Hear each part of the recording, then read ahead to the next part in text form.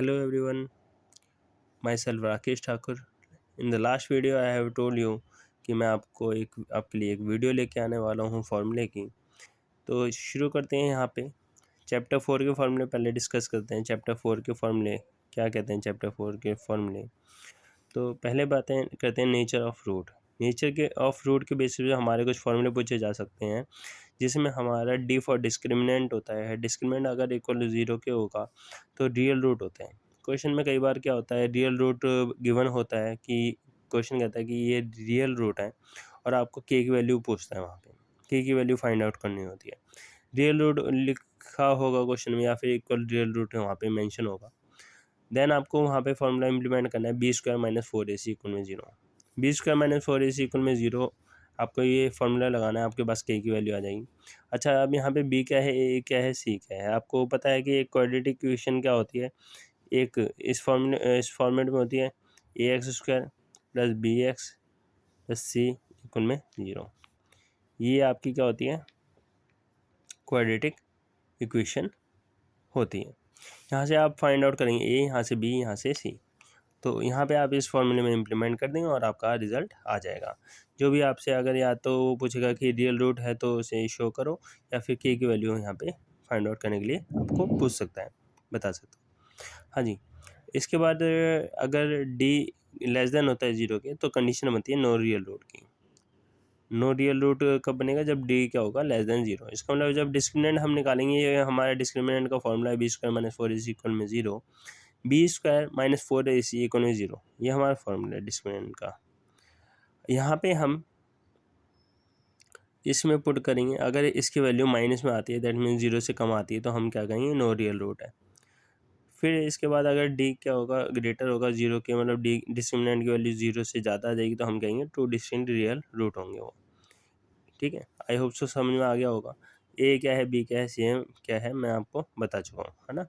ये दोनों हमारे से आउट ऑफ सिलेबस हैं, बट फिर भी आपको पता होना चाहिए कि डिस्क्रिमिनेंट अगर लेस देन 0 होगा तो क्या होगा, ग्रेटर देन 0 होगा तो क्या होगा, फिर भी आपको पता होना चाहिए। सेकेंड फार्मूला जो हमारा आ रहा है क्वाड्रेटिक फार्मूला है। क्वाड्रेटिक फार्मूला एक्स इक्वल में minus b plus minus root b square minus 4ac open में 2 है। यहाँ पे मैंने आपको बता दिया कि यहाँ पे क्या होता है। यहाँ पे आपके ए बी सी मैंने आपको बता दिया है। तो यहाँ पे जब एक्स की निकालेंगे मतलब यहाँ पे रूट निकालना है। जब कोई क्वाड्रेटिक इक्वेशन आपको क्वेश्चन में गिवन होगी, वहाँ पे आपसे रूट निकालने के लिए पूछेगा तो आपको क्या करना है, वहाँ पे ये फार्मूला लगा देना। या तो मिडिल टर्म स्प्लिटिंग वाला आप एक मेथड इस्तेमाल कर सकते हैं, वो यूज़ कर सकते हैं, या फिर वो यूज़ नहीं करना चाहते तो यहाँ पे क्वाड्रेटिक फार्मूला आप लगा सकते हैं। देन इसके बाद थर्ड फार्मूला हमारे पास इस चैप्टर से जो आ रहा है वो है सम ऑफ ज़ीरो। ये हमारे सेकंड चैप्टर से बिलोंग करते हैं ये दोनों फॉर्मूले, बट यहाँ पे जो हमने सैम्पल पेपर को जब फीडबैक लिया, सैम्पल पेपर को हमने सॉल्व करा, max to max sample paper solve करवाया बच्चों को, तो वहाँ से पता चला कि ये फार्मूला कहीं ना कहीं यूज़ हो रहा है क्वेश्चन में। तो अल्फा सम ऑफ जीरोज होता है अल्फ़ा प्लस बीटा इक्वल में माइनस बी ओपन में ए, और प्रोडक्ट ऑफ जीरोज होता है अल्फ़ा इंटू में बीटा इक्वल में सी ओपन में ए। अब आपको पता होना चाहिए अल्फ़ा और बीटा है क्या यहाँ पे। जब हम क्वाड्रेटिक इक्वेशन से एक्स की दो वैल्यू निकालते हैं, ठीक है, तो पहले वाले को अल्फ़ा बोला जाता है और दूसरे वाली जो रूट निकल के आता है उसको बीटा। क्वाड्रेटिक इक्वेशन से दो रूट निकल के आते हैं, आपको पता होगा, जैसे कि पहले को अल्फ़ा बोल दिया, दूसरे को बीटा बोल दिया, वो अल्फ़ा और बीटा यहाँ पे लगा देंगे। बी और ए आपको पता है क्वाड्रेटिक इक्वेशन में मैंने आपको बताया कैसे निकालते हैं।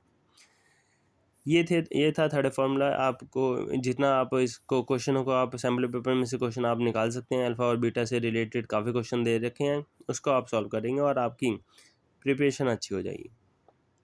हर एक फार्मूले को आप क्वेश्चन में लगा के देखें, क्वेश्चन ट्राई करके देखें, देन आपके ये फार्मूले यूज़फुल होंगे।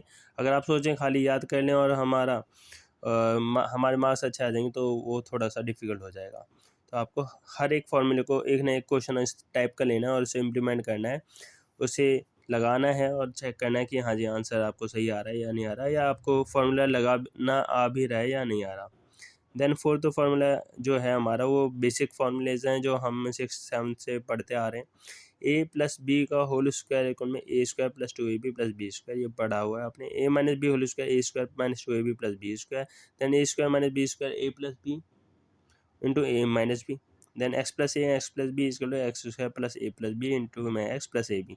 ये ज़्यादा मैं इसको डिस्क्राइब नहीं करूँगा, ये आपने नॉर्मल पहले से पढ़े हुए होंगे फॉर्मूले। ये चार कुछ फॉर्मूले हैं जो इसको में कहीं कहीं पे पूछे गए हैं, जहाँ पे क्वाड्रेटिक इक्वेशन पूछता है कि check whether that it is a quadratic equation और नॉट, तो वहाँ पे आपको ये इम्प्लीमेंट करना पड़ेगा। क्लियर? आई होप सो समझ में आ गया होगा। नेक्स्ट हम पढ़ते हैं चैप्टर 5 की ओर। इस वीडियो में मैं आपको सारे चैप्टर के फॉर्मूले कवर अप करने वाला हूँ। चैप्टर 5 में अर्थमेटिक प्रोग्रेशन है। इसमें आपका ये जो एपी है, एपी की बात करते हैं। जब एपी जो हमारी बनती है वो कुछ इस तरह से बनती है। एक सीरीज़ होती है जो कंटिन्यूस चलती रहती है और एक डिफरेंस के साथ, एक कॉमन डिफरेंस के साथ चलती हैं। ठीक है, नंबर ऑफ़ टर्म्स होते हैं इसमें, एन से रिप्रेजेंट करते हैं, वो मैंने यहाँ पे नहीं लिखा। N for number of terms की कितनी टर्म्स हैं यहाँ पे, कितनी एपी में कितनी टर्म्स आ रही है, 1 2 3 4, तो इस तरह से कितनी टर्म्स आ रही है। A1 होता है यहाँ पे, जो फर्स्ट नंबर है वो हमारा A1 है, ये वाला हमारा A1 होता है। A2 A3 A4 इस तरह से रिप्रेजेंट करते हैं। फर्स्ट A1 ही हमारा A की वैल्यू होती है। D की बात करें तो D है हमारा A2 माइनस A1, मतलब डिफरेंस निकालना है, कॉमन डिफरेंस निकालना है, तो क्या हो जाता है A2 माइनस A1 हो जाता है। देन बात करें तो यहाँ पे A2 निकालना है, तो फॉर एग्ज़ाम्पल कुछ एपी में दे देता है, जैसे 4 टर्म्स दे रखी है, गिवन है। 5th टर्म पूछेगा, 6th टर्म पूछेगा, 7th टर्म पूछेगा, तो कैसे निकालते हैं। जैसे सेकंड टर्म निकालनी है A2, तो A प्लस डी कर देंगे, मीन्स 1 डिक्रीज कर देंगे इसमें। A3 बोलेगा तो A प्लस 2D कर देंगे। A4 बोलेगा तो A प्लस 3D, मतलब ये देख रहे होगे आप, 4 और 3 3 2 2 1, मीन्स जब आपको A2 निकालना है तो A प्लस डी हो जाएगा। A3 निकालना है तो A प्लस 2D हो जाएगा, एक कम कर देंगे। A4 निकालना है, फॉर एग्जांपल अगर मैं यहाँ पे बोलूँ A99 निकालना है आपको, A99, तो क्या हो जाएगा A प्लस 98D, एक कम कर देंगे। ये फॉर्मूला आप लगा लेंगे, जो भी टर्म आपसे पूछेगी होगी इस तरह से आप इसमें इम्प्लीमेंट कर देंगे। देन बात करता है AN, ये फार्मूला निकल के आता है, इसी से डिराइव हुआ है, इसी तरह से, इसी सिचुएशन से। AN का जो फार्मूला है, AN इक्वल में A plus N minus 1 into में D। आई होप सो समझ में आया होगा। नेक्स्ट है SN इक्वल में N/2 ब्रैकेट में 2A plus N minus 1 into में D। एक ये फार्मूला है, ये सम निकालने का है। अगर ये AP दी हुई है, अगर इसमें लास्ट टर्म पूछेगा तो ये फार्मूला है, ये लास्ट टर्म निकालने का फार्मूला है। SN इन सभी AP का जो AP गिवन है, इसमें सम पूछा है कि सम कितना होगा, तो आप क्या कर दोगे, ये फार्मूला लगा दोगे। देन SN का एक और फार्मूला है, जब आपको जो लास्ट टर्म है वो गिवन है, तो इसमें ये फार्मूला लगा देंगे। देन एक और फार्मूला है आपके पास सम का, A2 की वैल्यू निकालने का, S2 माइनस S1। ठीक है, ये भी यूज़ हुआ है, इसको भी आप इम्प्लीमेंट करेंगे, कोई ना कोई क्वेश्चन समर पेपर में आपको मिल जाएगा, यहाँ पे ये फार्मूला आपको यूज़ करना है। मैक्सिमम बच्चे इस पर ध्यान नहीं देते, ये इंपॉर्टेंट फार्मूला हो जाता है। यहाँ पे कई बार A2 पूछता है, 2 टर्म का सम पूछा बताया होता है, S2 और S1 गिवन होता है, बच्चे सिंपल सा A2 नहीं निकाल पाते। आई होप सो यहाँ तक क्लियर हो गया होगा। आप लोगों को जल्दी समझाने का रीज़न यही है कि आपको इसी एक वीडियो में मिनिमम टाइम में मैक्स टू मैक्स हम फॉर्मूले को कवर करना चाहते हैं। अगर आपका कोई भी डाउट होगा तो आप कमेंट करके बता सकते हैं, हाँ जी सर ये डाउट है, या फिर ये फार्मूला मुझे समझ में नहीं आया है। ठीक है, नेक्स्ट हम बात करते हैं यहाँ पे चैप्टर 9 की। तो चैप्टर 9 में ज़्यादा कुछ फॉर्मूले हैं नहीं, बस आपको पता होना चाहिए ट्रायंगल बेस है एक हाइट एंड डिस्टेंस के ऊपर, जहाँ पे एक राइट एंगल ट्रायंगल बनता है। तो यहाँ पे जो बेस से लगने वाला जो एंगल होता है वो थीटा होता है, एक 90 डिग्री एंगल बनाता है, इसलिए ये राइट एंगल ट्रायंगल है। पाइथागोरस थ्योरम जब आपने पढ़ी होगी, ये राइट एंगल ट्रायंगल के बारे में आपने पढ़ा होगा। तो यहाँ पे पता है आपको P फॉर परपेंडिकुलर हो गया, और H फॉर हाइपोटेन्यूस, और B फॉर बेस हो गया। अब पता कैसे चलेगा कि हाइपोटेन्यूस कहाँ है। 90 डिग्री के अपोजिट जो भी साइड बनती है वो हमेशा हाइपोटेन्यूस होती है। 90 डिग्री के अपोजिट जो भी साइड होती है वो क्या होती है, हाइपोटेन्यूस होती है। तो ये ध्यान रखना है। यहाँ पे आपका फॉर्मूला ये बन जाता है, P ओपन में H साइन थीटा होता है, B ओपन में H कॉस थीटा होता है, P ओपन में भी tan थीटा होता है। कैसे होता है, जैसे हमने फॉर्मूला आपको याद भी करवाया होगा, एक ट्रिक भी है यहाँ पे, पंडित बद्री प्रसाद हर हर बोले सोना चांदी तोले। क्या बताया, पंडित बद्री प्रसाद हर हर बोले सोना चांदी तोले। आप लिख लेंगे अगर कोई डाउटफुल होगा तो। मैं अगेन बता देता हूँ, पंडित बद्री प्रसाद हर हर बोले सोना चांदी तोले। Is it clear to all?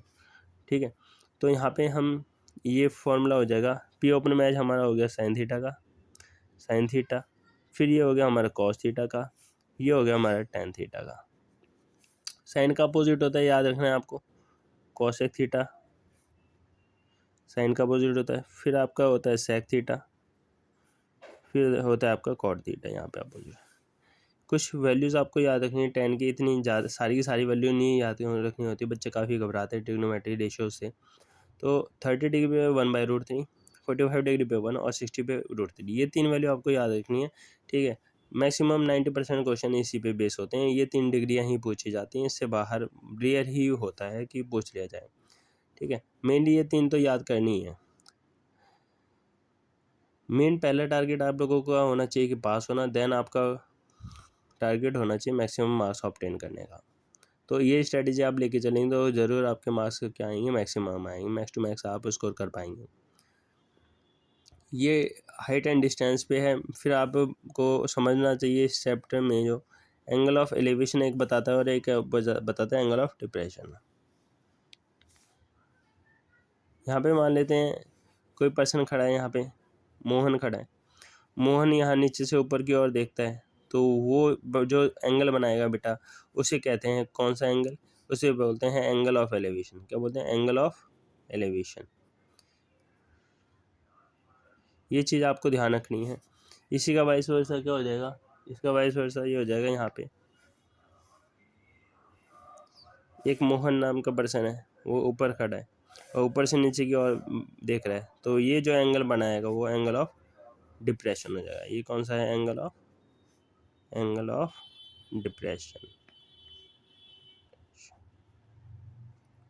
Angle of depression. इसमें यही है समझने का, ठीक है। नेक्स्ट चैप्टर की ओर आते हैं।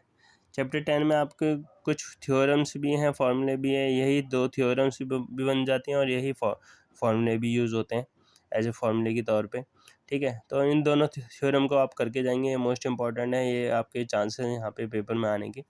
Tangent to a circle is perpendicular to radius. जो टेंजेंट होता है वो रेडियस पे क्या बनाता है? 90 डिग्री का एंगल बनाता है, परपेंडिकुलर होता है टेंजेंट। नेक्स्ट पढ़ेंगे पेयर, जो सर्कल पे जो 2 टेंजेंट के अगर पेयर बनेगा तो ये दोनों जो होते हैं, ये वाला टेंजेंट और ये वाला टेंजेंट क्या हो जाएंगे? आपस में इक्वल हो जाएंगे। ये आपका चैप्टर 10 में है। सॉरी।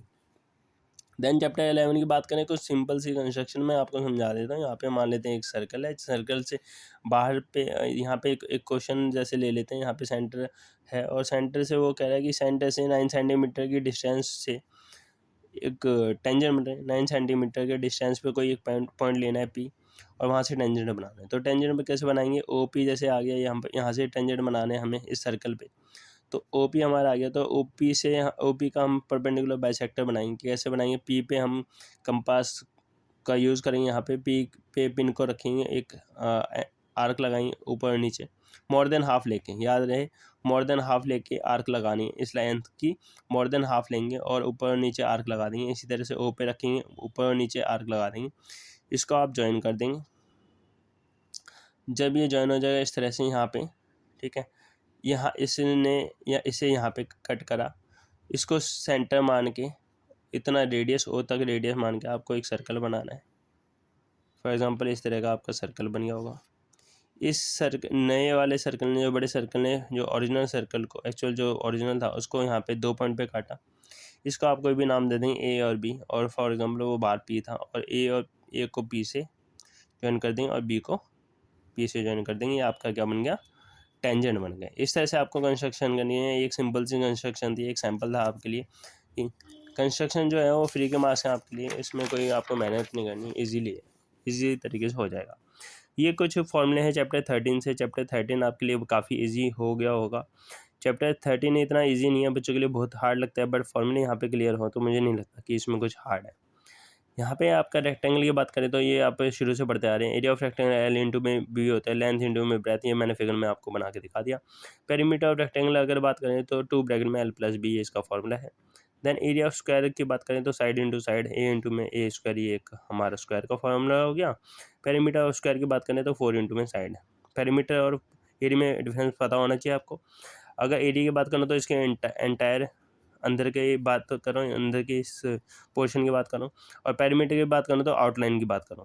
ये क्लियर होनी चाहिए आपको। सर्कमफेरेंस का मतलब भी हो गया, आउटलाइन की बात कर रहा हूँ, आउटर लेंथ की बात करूँ तो सर्कमफेरेंस ऑफ सर्कल होता है 2πr।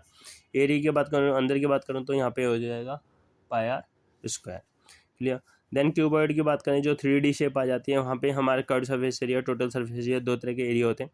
ऊपर और नीचे का अगर हम पार्ट हटा दें तो वो CSA हो जाता है। ऊपर का पार्ट, नीचे का पार्ट हटा दें, ऊपर का पार्ट हटा दें, मीन्स ये 4 वॉल्स बची, इसको कहते हैं CSA ऑफ क्यूबॉइड 2 ब्रैकेट में L+B इंटू में H। फिर TSA ऑफ क्यूबॉइड हो जाता है 2 ब्रैकेट में LB + BH + HL।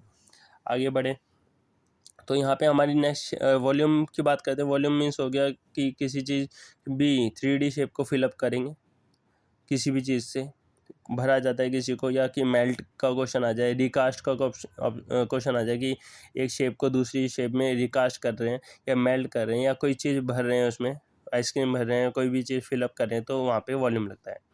CSA of cube इसी तरह से ये दे रखा है, CSA of cube 4a², TSA of cube 6a², volume of cube ये A × A सारी साइड सेम है तो A क्यूब आ गया। फिर CSA ऑफ सिलेंडर की बात करें तो 2πRH होता है। कर्व सरफेस से मतलब ऊपर का पार्ट हटा दिया और नीचे का पार्ट हटा दिया तो कर्व सरफेस एरिया आ गया ऑफ सिलेंडर 2πRH हो गया। टोटल सरफेस 2πr ब्रैकेट में R+H। वॉल्यूम की बात करें तो πr²H। फिर नेक्स्ट फार्मूला देखें तो कोन आ जाता है, कोन का नीचे वाला पार्ट हटा दिया तो ये यहाँ पे CSA आ जाएगा। CSA ऑफ कोन πRL हो गया। TSA हमारा total surface area πr bracket में R+L। वॉल्यूम की बात करें, मतलब फिलअप करने की बात करें अंदर, तो 1/3 πr² जो होता है। दोनों के फॉर्मूले एक जैसे हैं, बस यहाँ पे 1/3 ये 1/3 होता है। कोन क्या होता है, 1/3 होता है सिलेंडर का, ये याद रखेंगे वॉल्यूम में। टोटल सरफेस एरिया स्फीयर की बात करें तो यहाँ पे बेटा सबसे इंपॉर्टेंट बात याद रखनी है, इसका कोई CSA नहीं होता। क्या नहीं होता, कर्व सरफेस एरिया नहीं होता कोई भी इसका। तो TSA ऑफ स्फीयर 4πr² हो गया, volume of sphere 4/3 πr² cube हो गया। ये आपको याद रखना 4/3 πr क्यूब है ये, ठीक है। अगर आपको जहाँ पे भी लगेगा आप वीडियो को पॉज करके आप फॉर्मूले नोट डाउन कर सकते हैं। नेक्स्ट आपका यहाँ पे है hemisphere, curve surface area of hemisphere की बात करें तो 2πr² हो गया, और total surface area of hemisphere हो गया तो 3πr² हो गया। वॉल्यूम ऑफ हेमिस्फीयर, यहाँ पे कर्व सरफेस एरिया का मतलब हो गया ये ऊपर वाला पार्ट जो है ये हटा दिया तो बचा हुआ कर्व सरफेस एरिया हो जाएगा। टोटल 3πr² हो गया, वॉल्यूम 2/3 πr³ हो गया। अब यहाँ पे आ जाते हैं बेटा इंपॉर्टेंट चैप्टर 14। यहाँ से आपके एक तरह से काफ़ी इजी चैप्टर है। तो इंडिविजुअल सीरीज़ आपने 9th क्लास में पढ़ी होगी, जहाँ पे एक सीरीज़ दे देता है, नंबर दे देता है कंटिन्यूस, ठीक है। वहाँ पे उस तरह का क्वेश्चन भी आने के चांसेस है। तो आपको यहाँ पे मीन का फॉर्मूला लगाना है σx/n, और यहाँ पे अगर कंटिन्यूस सीरीज़ आ जाए जैसे 0 to 5, 5 to 6, 0 to 5, 5 to 10, ये कंटिन्यूस होती है जो आप अक्सर पढ़ते आए हैं 10th क्लास में। σfx/f ये आपका नॉर्मल जो मीन का क्वेश्चन होगा उसे सॉल्व कर लेंगे। इसी में फिर एज्यूम मीन मेथड भी आता है कि शॉर्टकट, आप शॉर्टकट मेथड भी कहते हैं, एज्यूम मीन की भी कहते हैं। इसमें आप किसी एक को एज्यूम कर लेते हैं, ठीक है। जो आपकी मिड वैल्यू होगी वहाँ से आप क्या कर लेंगे, एज्यूम कर लेंगे। फ्रीक्वेंसी में से नहीं करना, याद रहे, फ्रीक्वेंसी में से एज्यूम नहीं करते, किससे करते हैं, मिड वैल्यू से करते हैं। जो मिड वैल्यू होगी वहाँ से एज्यूम कर देंगे और फिर कैलकुलेशन करेंगे, ठीक है। ये फॉर्मूला है इसका। मोड का फॉर्मूला L1 प्लस में F1 माइनस F0 अपने 2F1 minus F0 minus F2 multiply में आई क्या है, वो क्लास इन जो क्लास मार्क्स है, मीन्स डिफरेंस है अपर लिमिट और लोअर लिमिट का। मीडियन L1 प्लस में n/2 माइनस CF में F इंटू में आई। यहाँ पे आपको CF निकालना आना चाहिए। अगर इस वीडियो में इस वीडियो में कोई भी डाउट आया हो, आपको किसी भी तरह की क्वेरी हो, तो आप मुझसे पूछ सकते हैं। आप कमेंट कर सकते हैं नीचे कि सर इससे रिलेटेड क्वेश्चन करवा दें, या किसी फॉर्मूले से रिलेटेड अगर आपको डाउट होगा तो आप फॉर्मूले पूछ सकते हैं। किसी भी तरह का क्वेश्चन होगा, किसी भी तरह का फॉर्मूला, कोई भी डाउट है आपको, तो आप मुझसे पूछ सकते हैं, यहाँ पे कमेंट कर सकते हैं। बाकी ये मेरा कॉन्टैक्ट नंबर है, आप इस पे चाहें तो व्हाट्सअप कर सकते हैं किसी भी तरह का क्वेश्चन आपका।